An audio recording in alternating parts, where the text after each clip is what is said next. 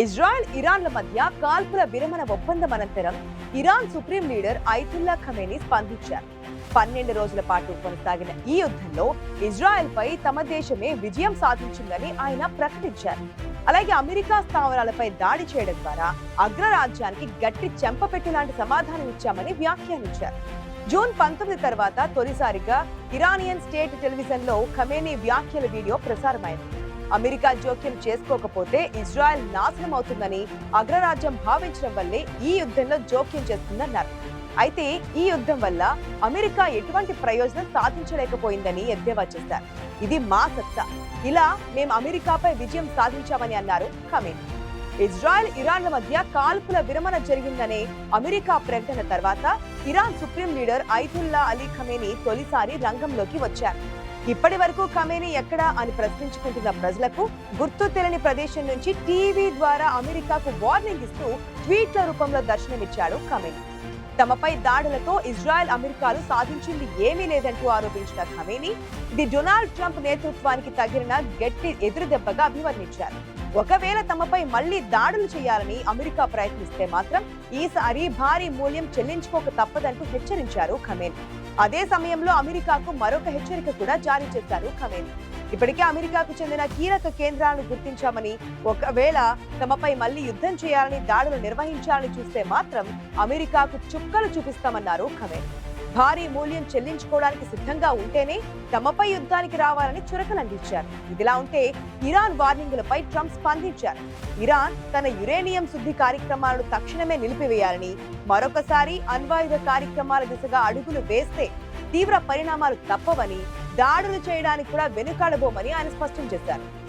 బాంబుల ప్రయోగంతో ఇరాన్లోని అణుస్థావరాలు ఏ మేరకు ధ్వంసమయ్యాయన్న విషయంపై ఏకంగా అమెరికాలోనే వివాదం చెలరేగుతోంది. తాము నిర్వహించిన దాడుల నుంచి కోలుకోలేని అణ్వాయుధ కార్యక్రమాన్ని టెహ్రాన్ తిరిగి ప్రారంభించాలంటే దశాబ్దాల సమయం పడుతుందని ట్రంప్, అతని మంత్రులు చెబుతుంటే అగ్రరాజ్య రక్షణ నిఘా వర్గాలు మాత్రం ఇందుకు కొన్ని నెలల సమయం చాలని, అణుకేంద్రాలు కూడా అంతగా ధ్వంసం కాలేదని వెల్లడించడం కలకలం రేపుతోంది. ఇజ్రాయెల్ కు మద్దతుగా ఇరాన్లోని నతాన్స్, ఇస్ఫహాన్, ఫోర్డ్ అణుకేంద్రాలపై ఆదివారం అమెరికా దాడులు చేసింది. B-2 బాంబర్లతో 3 కేంద్రాలపై బంకర్ బ్లస్టర్ బాంబులు వేసింది. అనంతరం భూగర్భంలోని అణ్వాయుధ పరికరాలు నాశనమయ్యాయని అమెరికా అధ్యక్షుడు ట్రంప్, ఆ దేశ రక్షణ శాఖ మంత్రి పీట్ హెగ్సెత్ అన్నారు. అయితే ఈ దాడుల్లో ఇరాన్ కు జరిగిన నష్టం గురించి అధ్యయనం చేసిన పెంటగాన్ కు చెందిన డిఫెన్స్ ఇంటెలిజెన్స్ ఏజెన్సీ ఒక నివేదిక రూపొందించింది. ఇందులోని కీలక అంశాలను ప్రస్తావిస్తూ CNN ఒక సంచలన కథనం ప్రచురించింది. 3 అణుకేంద్రాలను లక్ష్యంగా అమెరికా దాడులు చేయగా అందులో ఫోర్డ్, నతాన్స్ పూర్తిగా నాశనం కాలేదని ఆ నివేదిక తెలిపినట్లుగా CNN వెల్లడించింది. సెంట్రిఫ్యూజ్లు భద్రంగా ఉన్నాయని, శుద్ధి చేసిన యురేనియాన్ని కూడా ఇరాన్ సుప్రీం లీడర్ ఆదేశాలతో వేరే ప్రాంతాలకు తరలించారని DIA తెలిపింది. ఈ వార్తలపై అమెరికా అధ్యక్షుడు డొనాల్డ్ ట్రంప్ క్లారిటీ ఇచ్చారు. ఇరాన్ అణు కేంద్రాలను నాశనం చేయడంలో అమెరికా విజయవంతం కాలేదన్న మీడియా నివేదికలను ఆయన తోసిపుచ్చారు. అవన్నీ నకిలీ వార్తలని అన్నారు. America president office white house కూడా ఈ వార్తలను ఖండించింది. ఈ మేరకు white house press secretary Karoline leave it ఒక ప్రకటన కూడా విడుదల చేశారు. ఆ వార్తలను ఫేక్ న్యూస్ గా అభివర్ణించారు. ఆ వార్తలు అధ్యక్షుడు ట్రంప్ ను కించపరిచే విధంగా స్పష్టమైన ప్రయత్నమని స్పష్టం చేశారు. అయితే ఈ విషయంపై ఇరాన్ కూడా అదే సమయంలో స్పందించింది. తమ అణుస్థావరాలు దారుణంగా దెబ్బతిన్నాయని ఇరాన్ అంగీకరించింది. నిజానికి ఇదంతా ట్రంప్ ను పిచ్చోడిని చేసేందుకు ఇరాన్ ఆడుతున్న నాటకమని చెబుతున్నారు విశ్లేషకులు.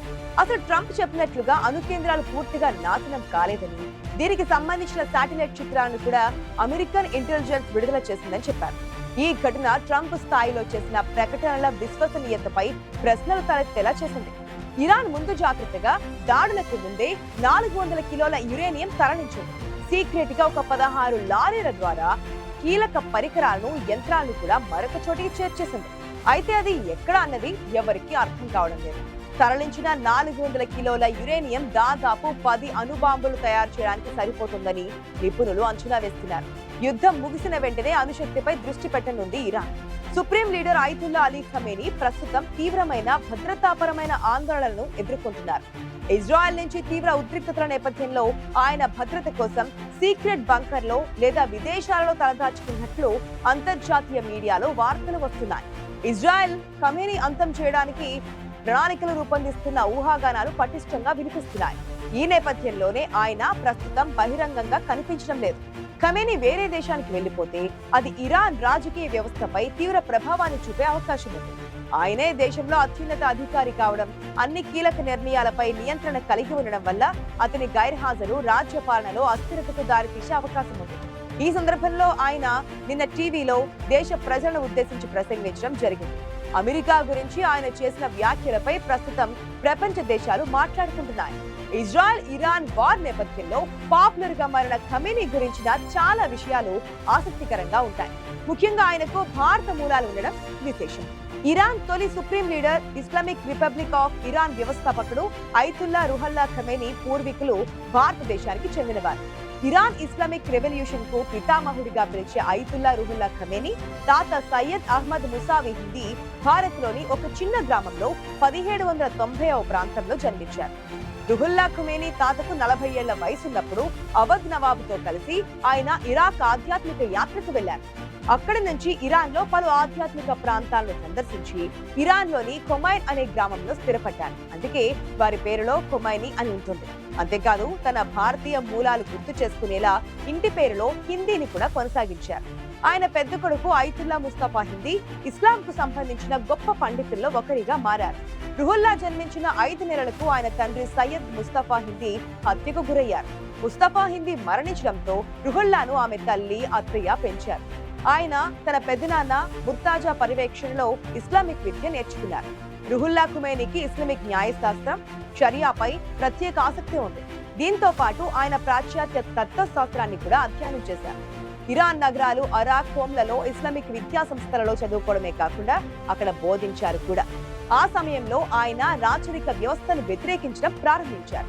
దాని స్థానంలో విలాయత్ ఏ ఫహీక్ అనే మత నాయకుడి సార్వభౌమాధికారంగా పిలిచే వ్యవస్థను సమర్థించడం మొదలుపెట్టారు కూడా.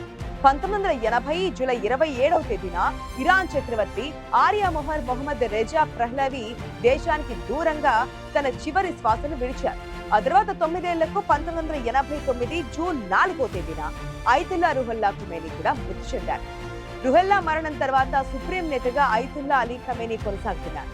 తాను చేసే, నమ్మే ప్రతిదీ కూడా ఇస్లాంకు చెందిన ఖమేనీ దార్శనికత నుంచే వచ్చిందని ఐతుల్లా అలీ ఖమేనీ చెబుతూ ఉంటారు.